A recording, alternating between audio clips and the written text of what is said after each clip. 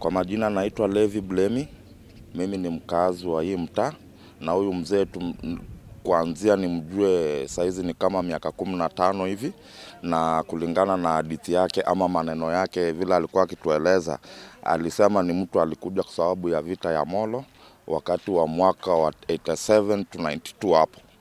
Sasa amekuwa akikaa kwa mtaa, tunamjua ni mtu anafanya kazi za mkono, lakini kwa bahati mbaya akatuacha.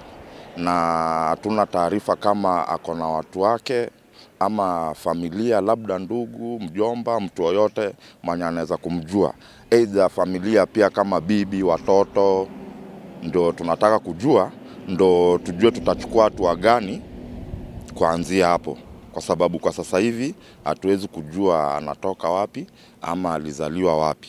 Lakini ni mwenyeji, tumeishi na yeye na ni mtu tunamjua. Tungeomba serikali tusaidie kama kuna uwezekano wa kujua familia yake mahali inaweza patikana, ndio tujue ratiba zaidi hapo tunaweza tukafanya aje kwa shughuli za mazishi, kwa sababu kuna vile tunaweza chukua hatua na kumbe kuna watu wake wenye wanamjua. Ndio sababu tunaomba serikali tusaidie in case labda anaweza patikana watu wao, tuweze kujua tunaweza shirikiana vipi tumpumzisha salama. Ama after hapo tujue tunaweza tukachukua hatua gani nyingine zaidi na hapo. Kwa majina naitwa Agnes Musyoka, ni mama wa mji wa kijiji cha Lokchogyo. Na huyu mzee nimemjua mwaka wa 2000. Ndio mwaka wa 2006 nikawa mzee wa mji. Na nikaanza kumfuatilia. Kwenu ni wapi, lakini hakuweza kusema kwao ni wapi. Hata mambo ya vitambulisho tu, kitambulisho ameng'ang'aniwa achukue kitambulisho sababu ya kutaka kumwandikisha hizi pesa za wazee. Na akaandikishwa. Sasa mimi kama mzee wa mji naomba serikali itusaidie tujue kwa huyu mzee ni wapi.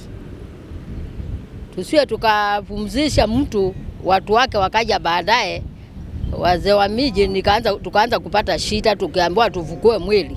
Kwa hivyo naomba serikali itusaidie, na kama kuna mtu wake wafike kijiji ya Pipeline Maungu, ndio tuje tujadiliane vile tutaweza kuweka huyu mzee mahali pazuri, sababu hatuwezi weka huyu mzee kabla hatujaona watu wake. Yeye mwenyewe wakati ule nikiongea naye ameniambia kutoka kule alikuwa na bibi na watoto 5. Na ile vita ilivyoingia wao kila mtu ameenda peke yake, hajui kama watu wake wako ama wameuawa. Ndio alikuwa anasema hivi. Kila mtu amekimbia kivyake sababu yale ameona kule hakuna mtu amejua mwenzake anaenda wapi, lakini alikuwa na watoto na bibi, watoto wake ni 5. Sasa hapo ndio tunaomba tusaidike. Najua watoto hiyo miaka yote watoto ni wakubwa, na kama kuna mtoto yoyote anajua babake tunataka atokezee ndio tupumzishe mzee vizuri. Jina naitwa Winfred Mbithe, ni mama wa mtaa wa kijiji hiki cha Pipeline. Kijiji cha Pipeline kiko maeneo ya Maungu sublocation, Marungu location.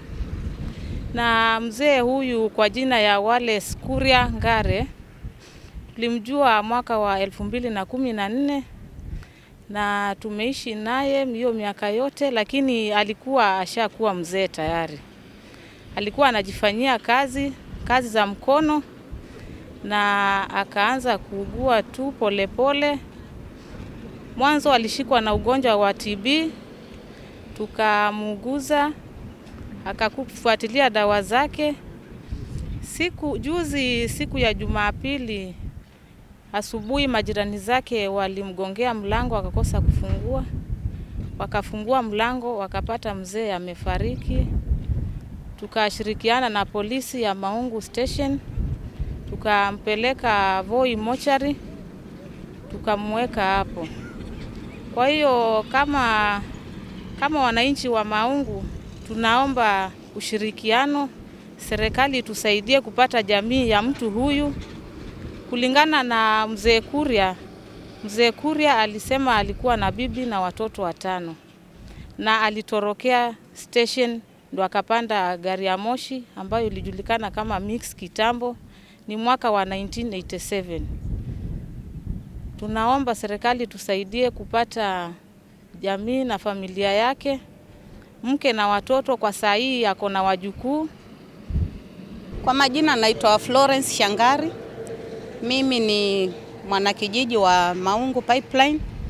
Mimi nilikuja hapa 2018 na wakati nikija hapa nilikuja nikampata mzee Kuria akiwa hivyo mzee, lakini wakati alikuwa akitembea na ulibaro yake akijitafutia riziki.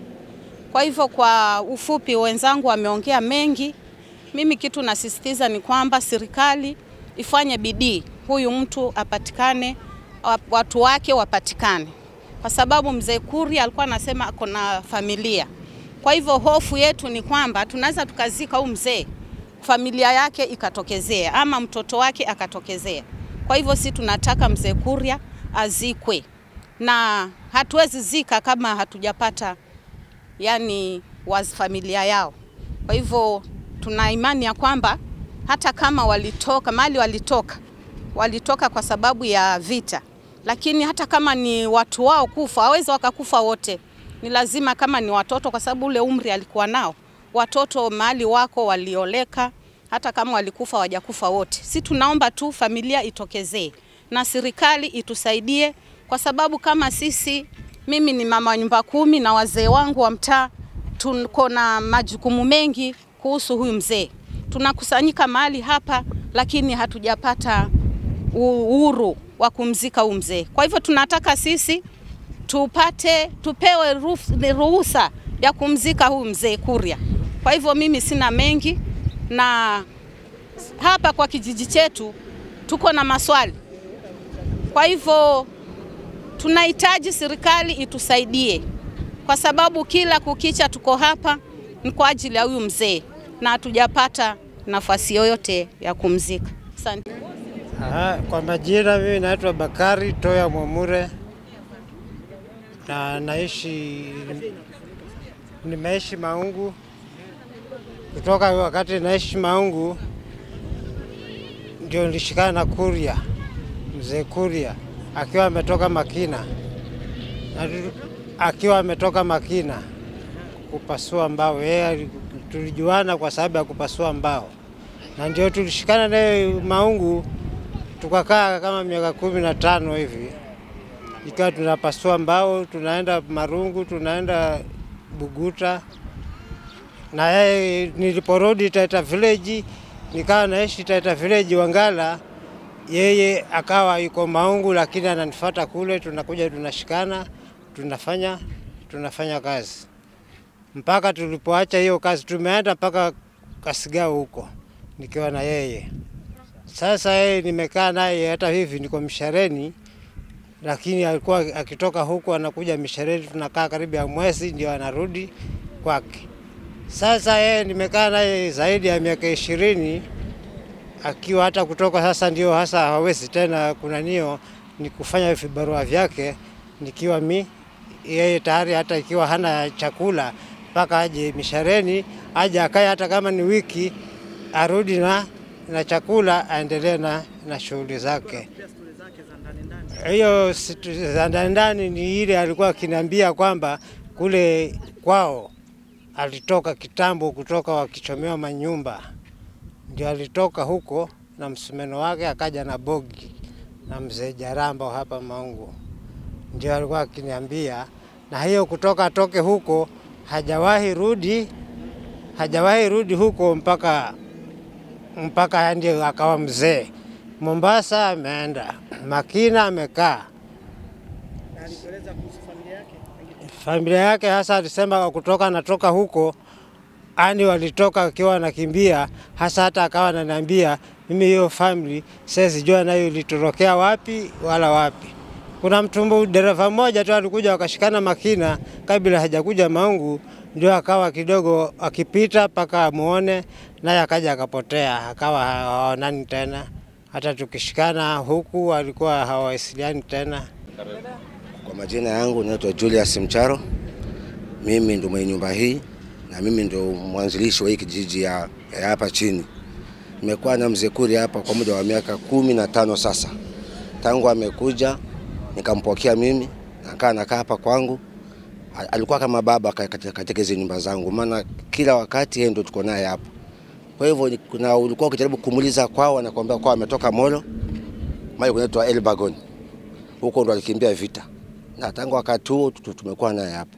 Kwa hivyo ombi langu ni kwamba kama watu kwao mahali wako sasa wanatusikiza, basi wajitokeze waje wachukue mtu wao. Maana sisi tumekuwa naye hapa kwa muda wote na tuja kuona hata mtu mmoja wako wakiwa hapa. Lakini kwa sasa hii sababu ameenda na hatuwezi tukazika mtu wenyewe bila kukujua watakuwa wako wapi.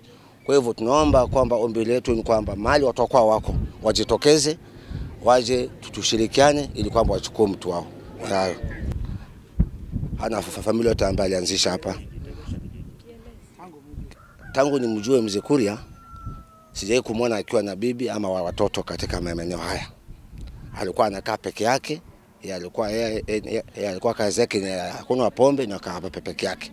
Nilipomuuliza habari ya familia yake akasema kwamba familia yake haijui mahali iko, maana wakati wanakimbia yeye alibebwa na bogi ile ya kwanza na bibi yake alipakiwa ile bogi ya pili. Kwa hivyo hajui mahali familia yake iko. Lakini tangu aje hapa hajakuwa na bibi wala watoto.